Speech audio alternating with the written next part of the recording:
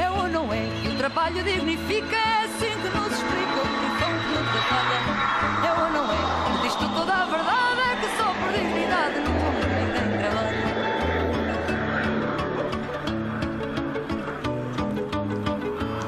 É ou não é que o povo nos diz Bienvenidos que a não, bordo, isto não é feição sem... a otro programa más, a otra lata más de García, con ustedes, con algunas novedades, obviamente políticas y económicas. Primero, el dato que va a haber mañana, el dato de inflación, que va a ser desgarrador para todos, más de 4%.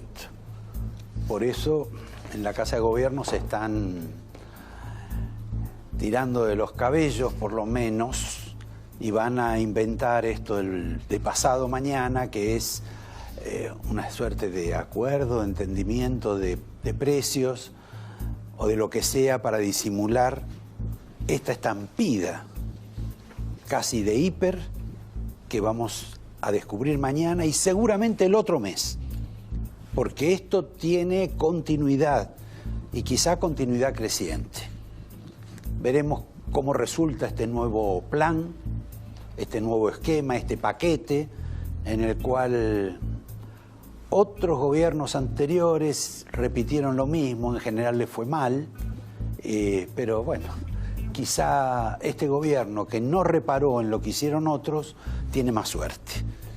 Simultáneamente ocurrió que hubo elecciones en Entre Ríos, donde ganó un peronismo, digamos, no sui generis, pero digamos que no está absolutamente aliado a ninguna de las formaciones especiales tipo el cristinismo o facciones de esas características. Pero ganó con una gran diferencia sobre Cambiemos. Le sacó una distancia impiadosa. Este es un dato que hay que complementar con elecciones anteriores, donde es cierto que el peronismo no anduvo demasiado bien, tipo Río Negro, tipo Neuquén, pero que al gobierno le fue peor. En consecuencia, tenemos estos tres datos nuevos en esta semana. Un intento de retrotraer precios que los privados dicen es casi una tomadura de pelo, porque me piden que vuelvan los precios al 1 de marzo y el gobierno sigue aumentando, por ejemplo, las naftas. Es un tema. Veremos cómo lo resuelven.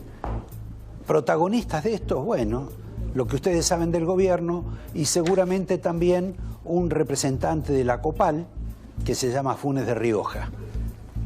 Hasta ahí es lo que vamos a hablar hoy de lo que va a ocurrir. Y tenemos invitados para hablar sobre esos temas específicamente. Cambiamos al tema de los cuadernos. Les voy a dar un título con los cuadernos y después voy a hablar un poco más. Ustedes saben que la evolución de los cuadernos se ha complicado por muchas razones. Por el caso de Stornelli, por el caso de D'Alessio, por los empresarios que protestan, por los políticos que protestan, etc. Hay ya una resolución de la sala, pero independientemente de eso, les anuncio. La mayor parte de los complicados en el tema de los cuadernos van a ser vueltos a convocar por el juez Bonadío. No quiero imaginar el final que va a tener esa convocatoria.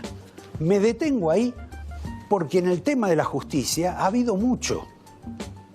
Por ejemplo, la resolución de la Sala 2, designada por este gobierno en reemplazo presunto de una sala corrupta, porque de ahí echaron a uno, lo obligaron a renunciar a otro y al tercero lo cambiaron de jurisdicción, se expidió sobre la mayor parte de los imputados en el tema de los cuadernos.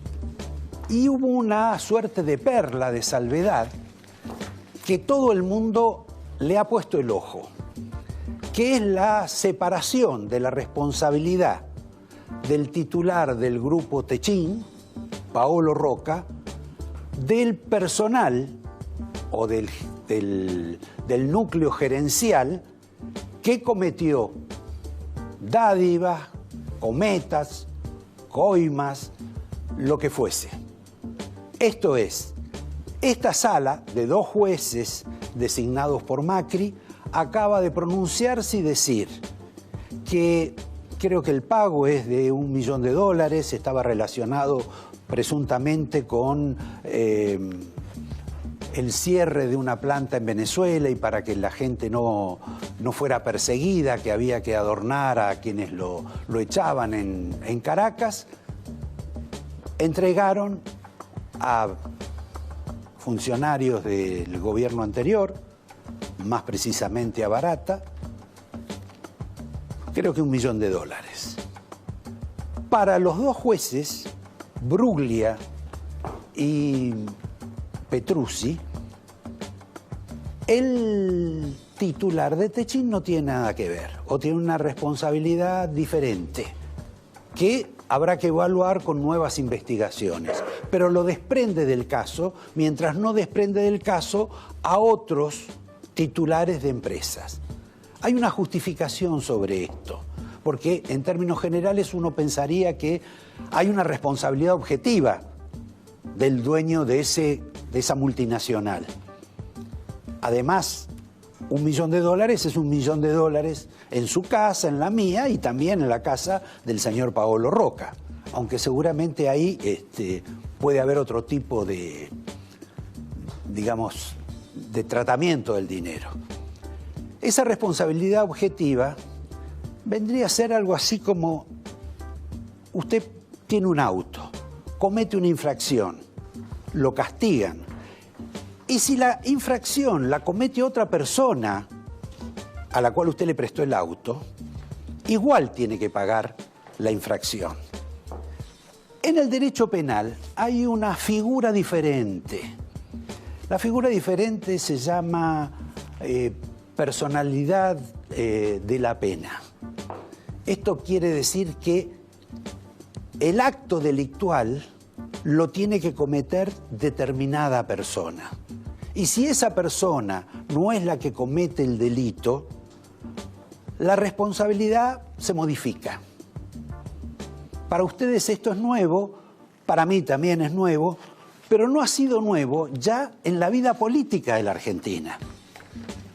Porque a Mauricio Macri, cuando era jefe de gobierno, le aplicaron un mecanismo de estas características.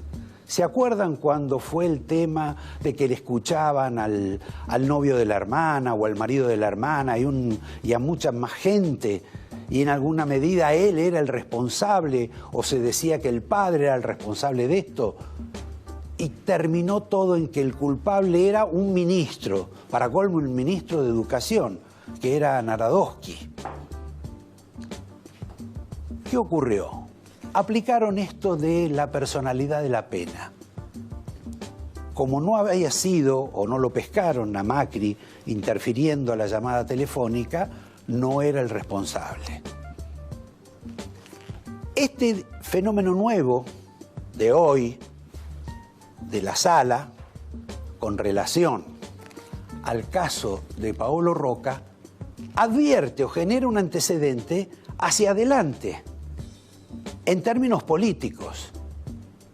Porque si esto es válido, y esto es consensuado, aprobado, y luego bendecido por la Corte Suprema, ¿quién va a decir si el ingeniero no tuvo responsabilidades porque no puede manejar ni puede ver todo lo que ocurre en tantas empresas? La señora Cristina de Kirchner o el señor Macri. Pero tomemos el caso de la señora Cristina de Kirchner. Era responsable de todas las cuestiones que dicen que han ocurrido en su gobierno, y algunas de ellas provocadas, mencionadas, denunciadas. ¿Puede ella también prescindirse de esta imputación? ¿La justicia avalará esto? Porque si el ingeniero o el señor Paolo Rocca no sabía lo que hacían sus directores o gerentes, ella bien puede invocar que tampoco sabía lo que hacían algunos de sus funcionarios, que mientras ella vive en la capital no sabe lo que pasa en Jujuy, más allá de que haya responsabilidades del gobierno de Jujuy con el de ella y que ella quizá haya firmado algo que derivó en un delito. Esto también vale para Macri. Más de uno va a pensar que se está abriendo la compuerta para algún grado de protección. Para colmo, esta decisión judicial viene a ocurrir una semana después, en la cual el señor Roca y el señor Macri compartieron una comida en público. No es común que una persona complicada como está el grupo o como apareció el grupo Techín en estas cuestiones, su protagonista, de pronto aparezca públicamente cenando con el presidente de la Nación. Digamos, por un resguardo de decoro. A menos que el presidente de la Nación, y quizá el señor Roca, ya imaginaran el resultado de la decisión de esta sala, de estos dos magistrados, porque el tercero debió excusarse, es primo de uno de los que está acusado en esta cuestión de los cuadernos. Lo cierto es que tenemos acá la posibilidad de que, volvemos a insistir con Cristina, a partir de esta decisión de la Sala 2, Cristina diga que no sabía lo que había hecho su marido, que no sabía las coimas que cobró o las dádivas que cobró su jefe de gabinete, que no sabía las dádivas que eventualmente cobraron sus ministros o un ministro en particular que está preso, los otros secretarios de Estado que también están presos o su secretario personal. Es bastante curioso todo este tema, pero abre un aspecto jurídico que no sé si estaba imaginado o pensado. Tómenlo en cuenta porque creo que va a haber cierto enardecimiento general por esta cuestión. Vamos a unas cuestiones breves. ¿Vendió Duhalde su quinta, don Tomás? La verdad, no lo sé, pero estaba tratando de venderla a un precio que hoy el mercado seguramente no debe ser muy tentador, pero de cualquier modo se la quiere vender a alguien, seguramente a un amigo. También está el hecho de que el presidente Macri va a viajar a Suiza para interiorizarse y resolver el tema de la organización de un mundial de fútbol en el 2030. Están anunciando pasado mañana anunciando que la inflación es de más del 4%. Que posiblemente sea el 4,5%. Pasado mañana están anunciando un paquete de medidas para ver de qué modo paran este deterioro sobre la canasta básica familiar, sobre el salario de la gente.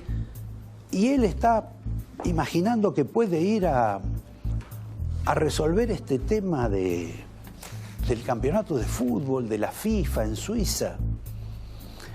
Cambiemos de hoja y pasemos brevemente a la mesa chica de Cristina. A esa mesa de Valdés, de Guado de Pedro, de Máximo y de Alberto Fernández. Ellos son los que están empujando una suerte de unidad general del peronismo. ¿Pero en qué se están divirtiendo ellos? Ellos se están divirtiendo con un video que lo vamos a pasar nosotros. Un video de la señora Carrió, del 2000, cuando la señora Carrió estaba muy diferente a lo que estaba ahora. Pero lo que importa sobre este video no es solo el aspecto físico y cambiado de ella, tampoco la inicial aporte que ella hace sobre las denuncias contra Mauricio Macri, sino el final. Le pido que por favor lo miren y lo pase el director. La Argentina sabe quiénes son los Macri. ¿Saben qué hicieron con Correo? ¿Sabe qué hicieron en este caso? ¿Sabe qué hicieron con las cloacas? Digo, Si la gente quiere votar a alguien que formó parte del saqueo, también se hará responsable. No creo que esto aumente más de lo que la conciencia de todo el mundo sabe. El problema es si uno se hace cómplice de esa verdad o no. Usted dijo que Macri era un contrabandista. ¿Tiene que ver con esta acusación? Absolutamente, absolutamente. Para evadir impuestos, para no pagar impuestos, para no pagar ganancias, para no pagar IVA, inventaron una sociedad fantasma a partir de la cual había importación individual. Y esto era todo el grupo Sebel, digo. Pero está cambiando. Yo creo que en esto yo felicito al doctor Kirchner generosamente, porque le ha cambiado la voluntad a muchos mercenarios. En fin, yo la verdad no tenía memoria de este recuerdo tan cariñoso de parte de la señora Carrió a Néstor Kirchner ni a la familia Kirchner. Pero bueno, en esto de las campañas de revolver el pasado apareció este video y no sé si lo van a usar en la campaña, pero por lo menos es motivo de entretenimiento entre no solo los de la mesa chica, sino entre algunos más. Me quedan algunos temas, pero tenemos 3 invitados importantísimos y quizá después, en algunos casos, hablemos sobre el caso Galucho, hablemos sobre el tema de los radicales, insisto con el tema de Bonadío, que va a volver a citar a la gente de los cuadernos. Y si cita de nuevo a la gente de los cuadernos, ¿cuál va a ser el final de esa gente? Porque acá todo el juego de los que se arrepintieron y se olvidaron de algunas cuestiones es como este señor Centeno, que hizo los cuadernos y ahora va a hacer un libro. Se olvidó de contarle todo al juez. Y sobre esas cuestiones, digamos, hay fórmulas jurídicas que no se pueden vulnerar. Les pido que presten atención a los invitados. Uno es el señor Luis Barrionuevo. Y lo podemos invitar porque va a haber un paro, que no sé si él comparte o no comparte, el 31. Y después hay otro paro, el 1 de mayo. Rarísimo los 2 paros, 2 CGT, 4 CGT. Bueno, nos interesa lo que él opina sobre eso, pero más nos interesan 2 cuestiones políticas. Una, Barrionuevo es como una especie de chaperón de Roberto Labaña.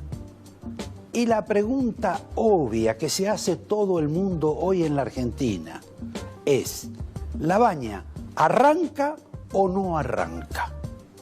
Este primer punto. Segundo punto, vamos a tener a una señora en este programa donde nunca convocamos poco a mujeres, que se llama Marina D'Alpogetto. Es socia o compañera del estudio jurídico de Miguel Bain, un estudio reputadísimo. Y ella es una de las más interesantes economistas de la Argentina, profesionalmente. Ella va a tener que hablar de la inflación, del riesgo país, de este acuerdo de precios y de lo que nos espera. Y lo va a hacer seguramente con crudeza, porque no tiene filtros. Y por último vamos a tener a un encuestador. El encuestador que ha acertado hasta con decimales los últimos resultados de las elecciones en la Argentina. Se llama Facundo Nejamsky. Y vamos a ver la pregunta obvia. Si este señor ha acertado en todas las otras elecciones, ¿por qué razón no aparece siendo una especie de oráculo o de consultor mucho más importantes que otros que nunca acertaron? Lo vamos a saber en un minuto, empezando con Luis Barrionuevo.